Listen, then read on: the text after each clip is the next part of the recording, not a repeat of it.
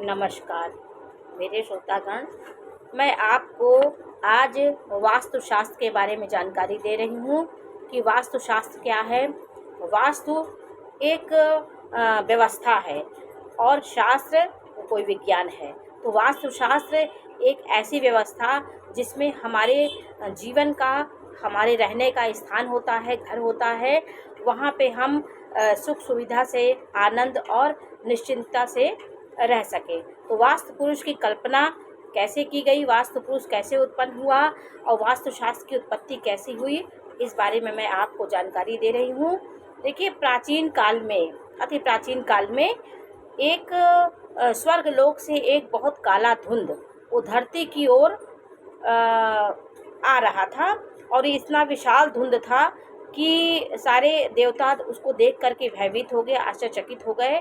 वो क्या करें, उनको समझ नहीं आ रहा था। तो वो अपनी देवताओं को इंद्र के पास गए। सब लोग विचार विमर्श करने लगी कि क्या चीज़ है।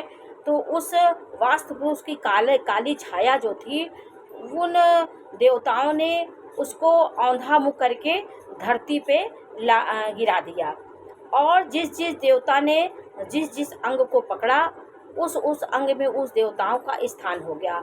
तो वास्तु पुरुष की कल्पना इसी प्रकार की हुई। ईशान कोण में कौन देवता पकड़े? अग्नि कोण में अग्नि देवता, वायव्य कोण, नैऋत्य कोण और उनका जो बीच का भाग है वो ब्रह्म स्थान हुआ।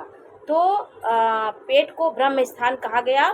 तो जिस देवताओं ने जहाँ उनको पकड़ा, तो सारे देवताओं ने उस वास्तु पुरुष को, विष्णु भगवान ने उसको वास्तु पुरुष नाम दिया और सारे देवता उस कृष्ण वर्ण की छाया जो थी उसको पकड़ करके हर जगह को पकड़ के उसको सारे देवताओं ने मिलके धरती पे उसको गिरा दिया।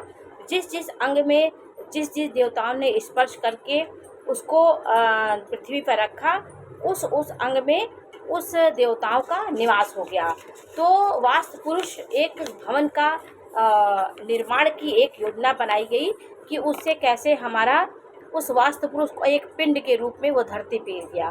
तो देवताओं ने उसको जहाँ जहाँ पकड़ा, उस जगह पे उन देवताओं की स्थिति हो गई। उस जगह पे वो देवता वहाँ निवास करने लगे।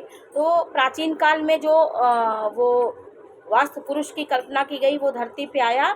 तो उसी समय से वास्तु की उत्पत्ति हुई। तो वास्तु में सुख शांति की प्राप्ति के लिए उन स्थानों का चयन किया जाता है। जिस जिस स्थान पे जो भवन, जो देवता थे, उन स्थान पे उनका स्थान हो गया। हमारे भवन का, जब हम भवन खरीदते हैं या हम कोई प्लाट खरीदते हैं, तो हमें चारों कोनों का ध्यान देना चाहिए कि हमारे चारों कोने जो वो स्थित होने चाहिए, क्योंकि चारों कोनों में 4 देवताओं का निवास है और ब्रह्म स्थान बीच का स्थान होता है। ईशान कोण जो होता है वो वास्तु पुरुष के सर की कल्पना की गई। तो सर की कल्पना की गई, तो सर जो है वो शुद्ध होना चाहिए, नकारात्मक उसमें विचार नहीं होनी चाहिए। उसी प्रकार जो ईशान कोण होता है, उसमें हम भवन का जब हम बनाते हैं, तो ईशान कोण जो ईस्ट और नॉर्थ का कोना होता है, उत्तर और पूरब का जो कोना होता है, उसे हमें शुद्ध रखना चाहिए। वहाँ पे आपको मंदिर, आपको ध्यान का कमरा होना चाहिए। वहाँ पे आप रूम बनवाइए। वहाँ विद्या अध्ययन का कमरा है, वहाँ पे कोई सांसारिक कार्य नहीं करने चाहिए। वहाँ पे विवाहित जोड़े को भी नहीं रहना चाहिए। ईशान कोण में सिर्फ पढ़ने लिखने वाले बच्चों को रहना चाहिए। वहाँ पे ध्यान करने का स्थान होता है, पूजा पाठ करने का होता है। वहाँ शिव तत्व का स्थान होता है। ईशान कोण शिव तत्व का स्थान होते हैं। वहाँ पे देवताओं का स्थान होता है, क्योंकि वास्तु पुरुष का जो सर था, जब औंधा मुँह करके देवताओं ने उसको नीचे करा, तो उसका सर ईशान कोण की तरफ था। तो ईशान कोण को शुद्ध रखने की कल्पना की गई। वहाँ पे ईशान, जैसे हम भवन बनाएं, हम उसमें स्टोर रूम बना दें, नाना प्रकार की उटपटांग सामग्री वहाँ पे रख दें, तो ये भी हमारे मन मस्तिष्क में जैसे विपरीत विचारों का भर नहीं होना चाहिए। नकारात्मक विचार हावी हो जाते तो हमारा मन मस्तिष्क बेचैन हो जाता। उसी प्रकार वो स्थान को शुद्ध रखना चाहिए। तो आपके ईशान कोण की शुद्धता हमारे घर के वास्तु को सही करती है। यदि हमारा ब्रह्म स्थान शुद्ध हुआ, हमारे देवता प्रसन्न है उस स्थान पे, तो हमारे घर का वातावरण भी प्रसन्न होगा और हम ध्यान करेंगे, जहाँ पूजा पाठ करेंगे वहाँ हमारे मन हमारा लगेगा और पूजा हमारी वहाँ सफल होगी। उस स्थान में गटर नहीं होना चाहिए, किसी प्रकार का सीवर नहीं होना चाहिए। वहाँ आप शुद्ध स्थान होता है, वहाँ आप बेसिक बना सकते हैं, नल लगा सकते हैं, जितना शीतल चीज़ होगी वहाँ आप उसको कर सकते हैं। तो इस स्थान को शुद्ध रखने के लिए हमारे वास्तुशास्त्र में बताया गया है। और उसी के आगे होता है साउथ और ईस्ट का जो कोना होता है वो हमारा आग्नेय कोण होता है। आग्नेय कोण को यदि हम शुद्ध रखेंगे, आग्नेय कोण में हम अग्नि देवता का निवास होता है, वहाँ पे अग्नि देवता का निवास होता है। अग्नि देवता हमारा जहाँ भोजन बनता है वो अग्नि देवता उसको पकाते हैं। तो एक अग्नि होती है, अग्नि देवता वहाँ विराजमान है, और एक आपकी जो जठराग्नि होती है, जो आपके अंदर अग्नि से आपका भोजन पचता है, वो जठराग्नि हुई। और एक अग्नि हुई ईंधन, जिससे हम भोजन पकाते हैं। तो 3 प्रकार की अग्नि से हमारा भोजन पकेगा तो हमारा स्वास्थ्यवर्धक भोजन होगा और हमारे शरीर को पुष्टता देगा वो भोजन। इसलिए ईशान कोण में ब्रह्म स्थान और आग्नेय कोण में हमारे किचन की व्यवस्था होनी चाहिए, जहाँ खाद्य पदार्थ हो और वहाँ पे भोजन बने तो हमारा भोजन सुपाच्य होगा। आपको नैऋत्य कोण में, जो आपका नैऋत्य कोण हुआ, जो पश्चिम और दक्षिण का कोना होता है, वो वास्तु पुरुष का पैर की कल्पना की गई। ईशान कोण में सर हुआ तो सीधे ऐसे बेड़ा वास्तु पुरुष लेटा था, उसका जो धुंध था उसका पैर की कल्पना नैऋत्य कोण में की गई। नैऋत्य कोण पैर हुआ वो नैऋत्य कोण हुआ, उसको कहेंगे पश्चिम। और दक्षिण का जो कोना होता है वो नैऋत्य कोण हुआ। वो भार वहन करने का जगह होती है, वहाँ पे आप टंकी रख दें, अपनी अलमारी रख दें, कोई भी सामान आप वहाँ रख सकते हैं तो वास्तु की व्यवस्था अच्छी होती है। हम वहाँ पे स्टोर रूम भी बना सकते हैं। हम वहाँ पे सोने का कमरा बनाएंगे तो हमारा सबसे उत्तम वहाँ सोने का कमरा होता है। उस कमरे में आप निद्रा करिए, सोइए, और आपके आराम का वहाँ कमरा होता है। वहाँ पे आप सीढ़ी का भी आवागमन कर सकते हैं, सीढ़ी भी बना सकते हैं, क्योंकि सीढ़ी वहाँ बनाएंगे तो वो आने जाने का भार सीढ़ी वहन करती है। तो पैर की कल्पना वास्तु की गई है, तो वो हमारा पैर हुआ। तो नैऋत्य कोण को भार वहन करने का जगह बनाया गया है, वहाँ पे आप सो सकते हैं। बेडरूम आप बनाइए, आपके बड़े बुजुर्ग वहाँ रह सकते हैं।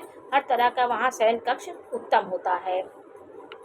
3 दिशाएं हो गई, ईशान कोण, आग्नेय कोण और नैऋत्य कोण है। अब एक बचा वायव्य कोण। वायव्य कोण किसको कहते हैं?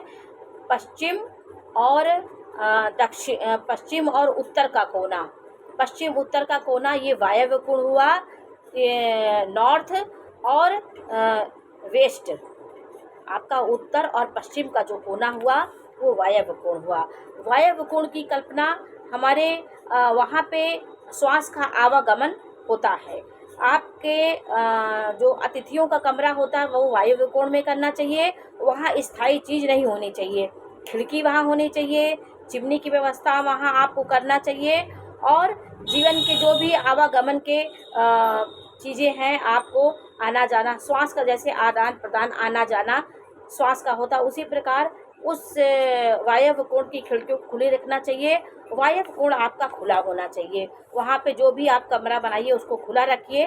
वो अतिथियों के लिए वो कमरा बहुत अच्छा होता है। तो जब हम वास्तु की व्यवस्था अच्छी करेंगे तो हमारे घर में सुख शांति, और जो वहाँ रहने वाले व्यक्तियों को एक प्रकार की शांति और सकारात्मक विचार वहाँ पे आएंगे। आपका वायव्य कोण को रुदन कोण भी कहा जाता है। प्राचीन काल में जो कोप भवन होता था, जो रानी लोग जब गुस्सा होती थी, क्रोध होता था, तो राजाओं को दिखाने के लिए वहाँ पे जा कर के वो वहाँ पे रोती थी, दुख प्रकट करती थी। तो उसका भी एक कमरा बनाया जाता था राजाओं के घर में, महल में। तो राजा को जानकारी होती थी कि रानी वहाँ गई है, तो वहाँ राजा जाके समझाते थे क्या हुआ। जैसे दशरथ जी कैकेयी जब गोप भवन में गई थी तो दशरथ जी, वो वायव्य कोण था। वायव्य कोण में आपके रुदन का कोण आवागमन, क्योंकि स्थायी चीज़ तो है नहीं, आपने थोड़ी देर रोया फिर अपने अपने काम पे रोना गाना जो हुआ आप वहाँ पे करिए। तो इस तरह भवन की व्यवस्था को आपको शुद्ध करिए। आपके ईशान कोण को आप नहीं शुद्ध करेंगे तो आपके घर में संतान हानि होगी, आपका मन बेचैन रहेगा, नाना प्रकार के नकारात्मक विचार हमारे घर में प्रवेश करेंगे, हमारा मन अशांत होगा। इसलिए ईशान कोण की शुद्धता बहुत ज़रूरी होती है। और हमारा जो ब्रह्म स्थान होता है, ब्रह्म स्थान एकदम सेंटर जो बीच होता है वो ब्रह्म स्थान होता है। ब्रह्म स्थान को आप शुद्ध रखेंगे। वहाँ पेट की कल्पना की गई, वास्तु पुरुष का पेट वहाँ बताया गया। वास्तु पुरुष का सर ईशान कोण में और पैर उसका नैऋत्य कोण में, उसके आग्नेय कोण में उसका दाहिना अंग हुआ। वहाँ पे हम ईंधन का व्यवस्था और करते हैं, खाना बनाने का। और हमारा पश्चिम का जो दिशा होती है उसमें हम अपना बाथरूम लैट्रिन जो भी है हम पश्चिम वाली दीवार पे उसको बनाएं, पश्चिम दिशा में, तो ये उत्तम होता है। हमें शौचालय का भी व्यवस्था पश्चिम दिशा में करनी चाहिए। इन सब चीज़ों का ध्यान देंगे। और जो सेंटर होता है बीच का ब्रह्म स्थान, उसको हमें शुद्ध रखना चाहिए। वहाँ पे कोई पिलर आपको नहीं बनवाना चाहिए, वहाँ पे सीढ़ी नहीं देना चाहिए बीच में, आपको बीच का स्थान शुद्ध होना चाहिए। और खिड़की आपका जो रोशनदान होता है, ऊपर जो जाली लगती है बीच में घर में, वो भी आकाश तत्व हमारे धरती पे आता है। और अंदर की जो गंदगी ऊर्जा होती है, नकारात्मक ऊर्जाएं, वो आकाश में जाती हैं। आकाश की शुद्ध ऊर्जा ऑक्सीजन हमारे घर में प्रवेश करती है। तो पहले जो मकान बनते थे इनकी पूरी व्यवस्था की जाती थी, वो वास्तु के अनुसार ही घर बनते थे। आज भी जो गांव में घर होते थे वो इसी प्रकार के रहते थे। उनकी व्यवस्था आप कभी देखिए तो बीच में आंगन होता था, आंगन में एक चौरा बनाया जाता था, उसमें तुलसी जी का पौधा लगाया जाता था, लोग उसमें पूजा करते थे। तो वो ब्रह्म स्थान हुआ, उसको शुद्ध रखते थे। और उसके आसपास उसके अगल बगल घर कमरे होते थे। तो हमारा पहले का प्राचीन का मकान इन्हीं सब से आधारित था और इनको पालन किया जाता था। आज हमारे फ्लैट हैं, उसमें जैसे भी कमरे बन जाते हैं लोग उसको इस्तेमाल करते हैं, तो नाना प्रकार की समस्याएं खड़ी हो रही हैं। कहीं फ्लैट में आप देखिए कि कोई आत्महत्या कर लिया, मर गया। तो ये दिशाओं का जो ये गलत डायरेक्शन होता है, इससे हमारे जीवन में नाना प्रकार की परेशानियां आती हैं। आपका जो आप प्लाट लेते हैं तो आपका प्लाट चारों कोना उसका सही होना चाहिए। जैसे चार कोना आपका सही होगा तो वास्तु पुरुष की चारों भुजाएं, चारों चीज़ उसकी फिट होगी। तो आप फिट घर में अच्छा घर बनाएंगे, उसकी चारों भुजाएं नहीं कटी होनी चाहिए। उसकी यदि भुजाएं कटी हैं तो वो वास्तु के अनुसार वो घर अच्छा नहीं होता है। उसकी आयताकार या चौकोर आपका भवन आपका प्लाट होना चाहिए। यदि किसी कारणवश आपका त्रिकोण आपका प्लाट हो गया, जैसे कभी कोना निकल गया, तो उस कोने को आप छोड़ करके बीच में चौकोर भाग निकाल कर ही उसमें भवन बनाइए। जो कोना भाग है उसमें आप फुलवारी लगा दीजिए, बगीचा लगा लीजिए, कोई आप ऐसा जगह वहाँ बना लीजिए जिससे आपका वहाँ काम ना हो। फुलवारी आप बना सकते हैं और बीच में चौकोर या आयताकार लेकर ही उसमें आप भवन बनाएं। चाहे आपका भवन छोटा ही क्यों ना हो, लेकिन सुख सुविधाएं और शांति होनी चाहिए। आपकी भुजाएं कटी नहीं होनी चाहिए। आपके जो प्लाट लेते हैं, प्लाट की भुजाएं कटी नहीं होनी चाहिए। यदि कटी हैं तो आप बीच में उसको चौकोर निकाल लीजिए, तब आप भवन बनाने की कोशिश करिए। तो आज मैंने आपको यही बताया कि देवताओं का स्थान होता है। आपके ईशान कोण की जो व्यवस्था को अच्छा बनाया गया है, क्योंकि हमारा सबसे प्रथम हम जब घर बनाते हैं तो हमें मंदिर ईश्वर का स्थान जरूर देना चाहिए। चाहे छोटा सा बनाए मंदिर उस ईशान कोण में स्थापित करके वहाँ पे शुद्ध रखिए, तो आपके घर का वातावरण अच्छा होगा, घर में विकास होगा, संतानोत्पत्ति होगी और किसी प्रकार का कला नहीं होगा। यदि ईशान कोण खराब हुआ, वहाँ लैट्रिन हुई, बाथरूम हुआ, तो आपके घर में कलह का वातावरण होता है। इसको आप लोग इस 4 चीज़ों का यदि आप पालन करेंगे तो आपके घर में जीवन आपका अच्छा होगा, आपके यहाँ शांति होगी और जीवन आपका अच्छा होगा। उत्तर पूर्व का जो कोना होता है, ईशान कोण जो होता है, उसकी भूमि नीची हो तो ये अत्यंत लाभदायक होती है। अन्य दिशाओं में नीची भूमि हानिकारक होती है। ईशान कोण की भूमि यदि थोड़ी सी नीची है तो आपके लिए अच्छा होता है। ये चीज़ें आपको ध्यान देना है। आप ईशान कोण को शुद्ध रखिए। आपका आग्नेय कोण, कुछ व्यवस्थाओं को आप यदि मकान बनाते हैं तो इनको लेके चलेंगे तो आप घर में खुशियाँ आएंगी और जीवन आपका अच्छा होगा। तो आज मैंने आपको बेस जानकारी दी कि कैसे वास्तु की उत्पत्ति हुई, कैसे चारों कोनों को शुद्ध रखना चाहिए। उसके बाद मैं आपको किस प्रकार की ज़मीन होती है, 8 प्रकार की ज़मीन का वर्णन किया गया है। धन भी थी, जल भी थी, यम भी थी, वैश्वानर भी थी, गौ भी थी और नाग भी थी, गण भी थी और भूत भी थी। तो ये आकार होते हैं, कितने प्रकार की ज़मीन होती है। गौ भी थी, आगे से नीची और पीछे से ऊंची ज़मीन होती है, वो गौ भीथी होती है, उसको अच्छा माना जाता है।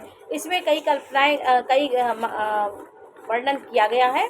इसके बारे में भी मैं आपको जानकारी दूंगी क्योंकि वीडियो बड़ा हो जाएगा।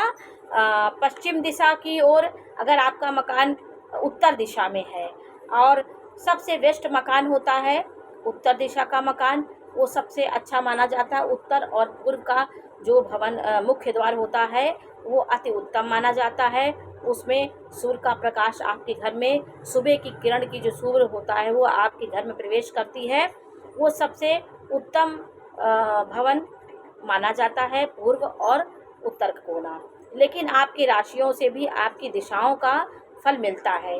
जैसे वायु तत्व राशियाँ जो हैं, मिथुन राशि, तुला राशि, मकर राशि, ये सब वो कुंभ राशि, ये सब वायु तत्व राशियाँ हैं। इनकी दिशा पश्चिम, यदि इनका पश्चिम दिशा में मुख हो तो अच्छा होता है, शुभ होता है।